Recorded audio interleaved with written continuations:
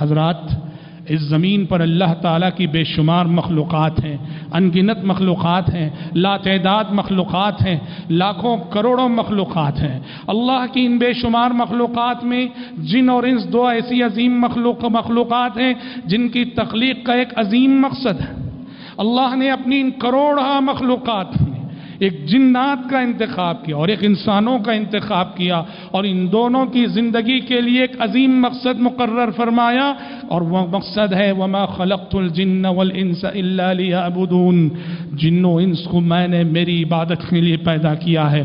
یہی وجہ ہے اور ساری مخلوقات کے مقابلے میں انسان کو عقل دی گئی، سمجھ بوجھ دی گئی، شعور دیا گیا، فکر سلیم دی گئی، عقل سلیم دی گئی، فطرت سلیمہ پہ انسان کو پیدا کیا گیا تاکہ وہ اللہ تعالیٰ کی دی ہوئی عقل سے اچھے اور برے میں تمیز کر سکے، حق اور باطل میں تمیز کر سکے، سچ اور جھوٹ میں تمیز کر سکے، دوست اور دشمن میں تمیز کر سکے، نفع و نقصان میں تمیز کر سکے، ہدایت اور گمراہی میں تمیز کر سکے۔ انسان کو اللہ تعالیٰ نے وہ عقل عطا کی جس عقل کی دولت سے کائنات کی اور ساری مخلوقات محروم ہیں۔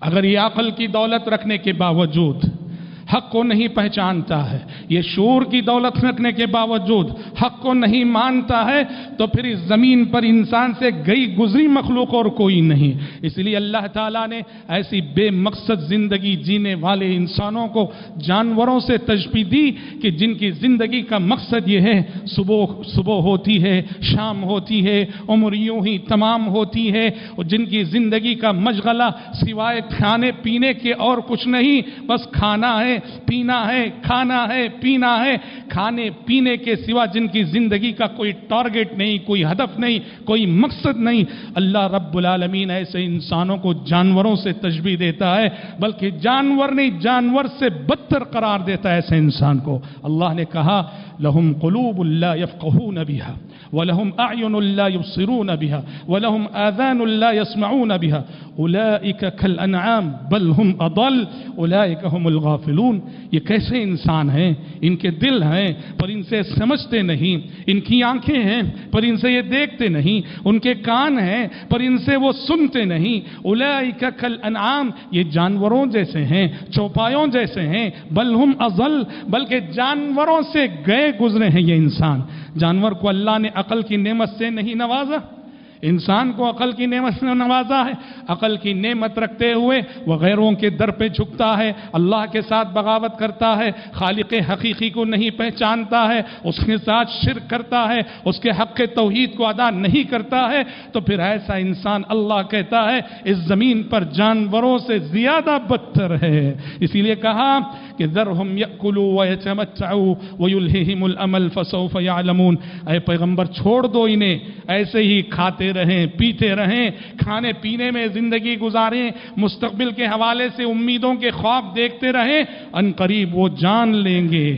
اور اللہ نے ایسے انسانوں کی زجر و توبیخ کرتے ہوئے فرمایا وَيَأْكُلُونَ كَمَا تَأْكُلُ الْأَنْعَامُ وَالنَّارُ مَثْوًى لَهُمْ۔